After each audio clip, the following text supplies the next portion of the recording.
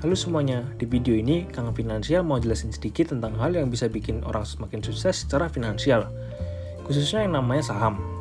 Sebagai salah satu instrumen investasi paling terkenal di dunia, banyak orang kini sudah mulai terjun di dunia saham. Tapi saham itu sendiri apa sih? Secara sederhana, saham adalah surat yang menunjukkan kepemilikan dengan nilai tertentu pada suatu perusahaan terbuka. Contohnya, bila kita memiliki 10% saham dari perusahaan ABC, maka kita memiliki 10% dari seluruh kepemilikan perusahaan tersebut.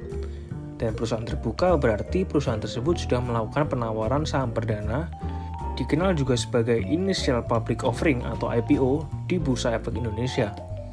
Dan setelah IPO akan ada tambahan TBK yang berarti terbuka di bagian akhir nama perusahaan tersebut. Biasanya, perusahaan memutuskan untuk melakukan Initial Public Offering di pasar modal dengan tujuan untuk mendapatkan pendanaan tanpa harus berutang ke kreditur seperti bank. Selain itu, karena tidak sembarang perusahaan bisa melantai di bursa efek, dengan menjadi perusahaan terbuka, nilai dan citra perusahaan di mata masyarakat, investor, dan kreditur akan naik.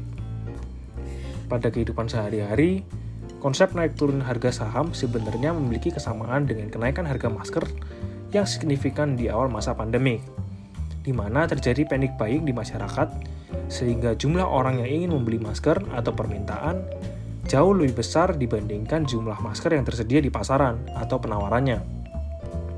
Hal yang sama juga terjadi di Bursa Efek Indonesia, di mana bisa terjadi ketidakseimbangan antara supply dan demand, yang membuat harga bergerak naik turun. Inilah yang dinamakan dengan hukum supply and demand atau penawaran dan permintaan. Bila ada lebih banyak orang yang ingin membeli barang daripada mereka yang mau menjual, maka akan terjadi kelebihan permintaan dan menyebabkan harga barang tersebut naik. Kebalikannya, bila yang ingin menjual barang lebih banyak daripada mereka yang ingin membeli, maka akan terjadi kelebihan penawaran yang menyebabkan penurunan harga. Dengan membeli instrumen saham, ada dua jenis keuntungan yang bisa didapat.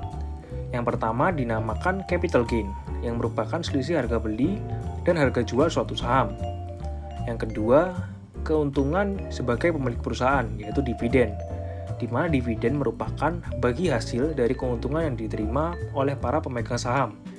Tapi perlu diketahui, pembagian dividen kepada pemegang saham bukanlah kewajiban dari perusahaan.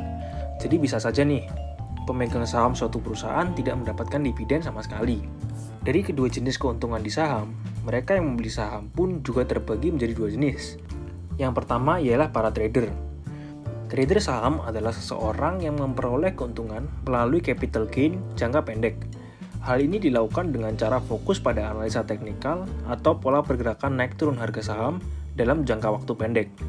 Bisa dalam hitungan minggu, hari, bahkan jam. Di lain sisi, seorang investor saham adalah mereka yang ingin memperoleh keuntungan dengan cara memperoleh dividen dan capital gain di masa depan. Investor biasanya jauh lebih mementingkan analisa fundamental atau bagus tidaknya suatu perusahaan, serta mempertimbangkan tren harga saham perusahaan dalam jangka waktu lama, dibandingkan tren jangka pendeknya. Seorang investor biasanya memegang saham pilihannya lebih dari 1 tahun. Nah, sekarang kita bisa tahu apa itu saham dan bagaimana penerbitan saham dapat menguntungkan perusahaan serta para investornya. Dan dengan memahami konsep dasar ini, kita sekarang bisa menjadi investor yang lebih baik dari sebelumnya.